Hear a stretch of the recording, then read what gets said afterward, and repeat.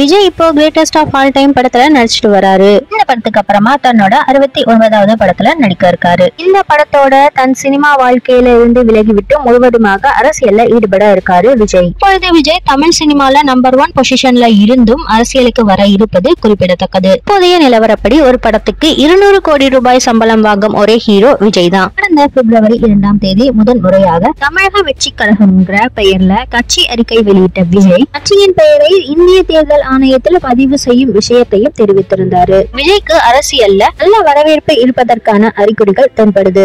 சில தினங்களுக்கு முன்னாடி அவர் செயலி ஒன்றை அறிமுகப்படுத்தி அதன் வாயிலாக கட்சி உறுப்பினராக பதிவு செய்து கொள்ள அறிவுறுத்தினார். இந்த நிலையில விஜய் சட்டசபை தேர்தலில் போட்டியிடும் தொகுதி குறித்த தகவல் ஒன்று வெளியாகி இருக்கு. நடிகர் விஜய் தன்னுடைய தந்தையின் பிறந்த ஊரான ராமநாதபுரத்தில் போட்டியிட இருக்கிறாருன்னு ஒரு தகவல் வெளியாகி இருக்கு. நடிகர் விஜயின் தந்தை S.A. சந்திரசேகர் ராமநாதபுரத்தில் உள்ள தங்கச்சி மடம் என்ற ஊரில் பிறந்தவர். நடிகர் விஜயின் பூர்வீகமாக ராமநாதபுரம் திகழ்கிறது. இந்த நிலையில்தான் ராமநாதபுரத்துல போட்டியிடுவது குறித்து முடிவு செய்திருக்கிறார் நடிகர் விஜய்னு அதிகாரப்பூர்வமான மற்ற தகவல்கள் வெளியாகி இருக்கு. நான் இதுவரைக்கும் நடிகர் விஜய் இந்த தொகுதியில தான் போட்டியிடுவாருன்னு கட்சி சார்பாக எந்த தகவலும் வெளியாகல. என்றாலும் 2026ஆம் ஆண்டு சட்டசபை தேர்தல்ல நடிகர் விஜய் போட்டியிட உள்ள தொகுதி ராமநாதபுரம் தான் சொன்னா அது கண்டிப்பா பூர்வீக பாசம்னு உறுதியா சொல்லிடலாம்.